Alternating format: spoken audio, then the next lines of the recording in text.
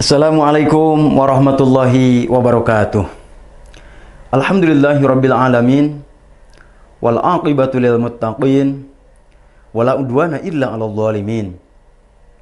Asyhadu an la ilaha illallah wahdahu la syarikalah wa asyhadu anna Muhammadan abduhu wa rasuluh la nabiyya ba'dah. Allahumma shalli wa sallim wa barik ala sayyidina Muhammadin wa ala alihi wa sahbihi ajma'in, amma ba'du. Saudaraku yang dirahmati Allah, bersyukur kepada Allah, kita semua sudah berada di penghujung Ramadan tahun 1446 Hijriah. Ini adalah sebuah nikmat yang mesti kita syukuri. Sehingga insya Allah esok kita akan memasuki Hari Raya Idul Fitri. Idul Fitri, jika dilihat dari gabungan katanya, berasal dari dua kata, yaitu Id dan Al-Fitri. Id secara bahasa berasal dari kata ada ya'udu, yang artinya kembali. Sedangkan Al-Fitri memiliki dua makna, yaitu suci dan berbuka. Suci artinya bersih dari segala dosa, kesalahan, dan keburukan. Ini mencerminkan bahwa setelah sebulan penuh menjalankan ibadah puasa, seorang muslim diharapkan kembali kepada kesucian hati dan jiwa. Idul Fitri menjadi hari kemenangan karena seorang muslim telah menyelesaikan salah satu ibadah yang berat, yakni puasa Ramadan. Ini adalah kemenangan spiritual atas hawa nafsu dan godaan duniawi. Allah Subhanahu wa taala dalam firman-Nya menyampaikan surah Al-Baqarah 183 bahwa tujuan melaksanakan puasa adalah untuk mendapatkan gelar bertakwa atau takwa, la'allakum tattaqun. Saudaraku yang dirahmati Allah, dalam menutup amal di bulan puasa ini, kita harus menanamkan prinsip khauf dan roja. Khauf adalah kekhawatiran, apakah ibadah kita diterima oleh Allah Subhanahu wa taala atau tidak, sehingga kita tidak terlalu puas dan berbangga diri dengan pencapaian ibadah yang telah dilakukan. Sementara roja adalah sikap optimisme bahwa Allah dengan sifat kasih sayangnya, dengan Rahman dan Rahimnya, pasti mau menerima amal ibadah yang kita lakukan. Hari Raya Idul Fitri tidak sebatas sebagai peristiwa seremonial atas kemenangan menahan rasa lapar dan dahaga kala menunaikan ibadah puasa selama sebulan penuh di bulan Ramadan.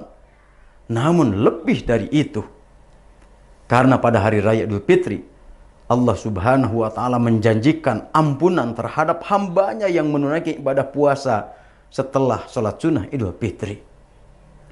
Dalam kitab Hasyiah Al-Bujairimi, Syekh Sulaiman bin Muhammad menjelaskan bahwa dalam memaknai esensi hari raya, tidak semata mengenai pakaian baru atau sesuatu serba baru, meskipun dianjurkan untuk mengenakannya.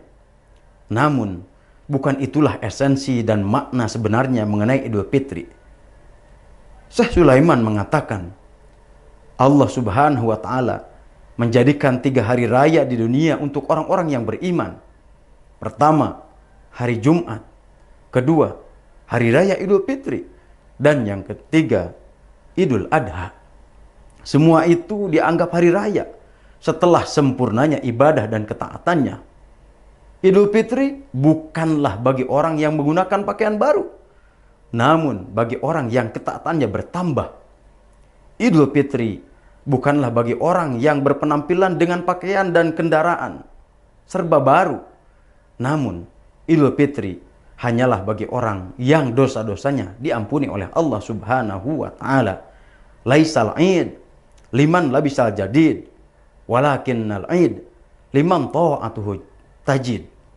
Meskipun demikian, tidak disalahkan untuk mengenakan pakaian baru, karena merupakan simbol bersih dan syiar Islam. pada perayaan Idul Fitri, setiap muslim ditekankan untuk berbuat kebaikan dan kemaslahatan. Bahkan menjelang perayaan Idul Fitri, umat Islam diwajibkan menunaikan zakat untuk dibagikan kepada orang-orang yang berhak menerimanya.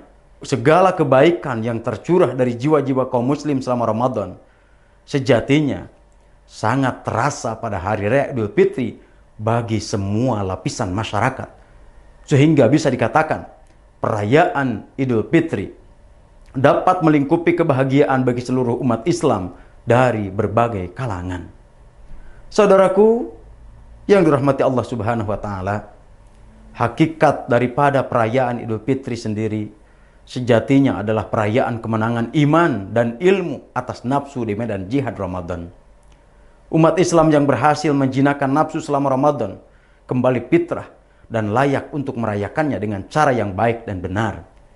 Artinya, berbahagia dan beruntunglah mereka yang melaksanakan ibadah saum penuh, kemudian bukan hanya menahan lapar dan dahaga saja, tetapi ia pun mampu mengkondisikan seluruh anggota tubuh, dalam artian semuanya berpuasa. Manakala semua itu dilaksanakan dengan baik, maka mereka berhak untuk beridul fitri, kembali kepada fitrah, kembali kepada kesucian, sehingga mereka pun menyandang gelar la'allakum tattaqun.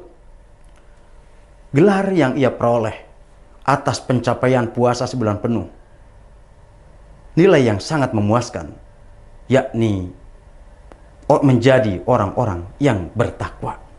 Semoga Ramadan tahun ini betul-betul menjadikan pendidikan bagi kita, agar kita menjadi orang-orang yang bertakwa. Amin ya Allah ya rabbal alamin. Sekian dan demikian. Walafu minkum wallahul muwaffiq ila aqwamit thoriq. Assalamualaikum warahmatullahi wabarakatuh.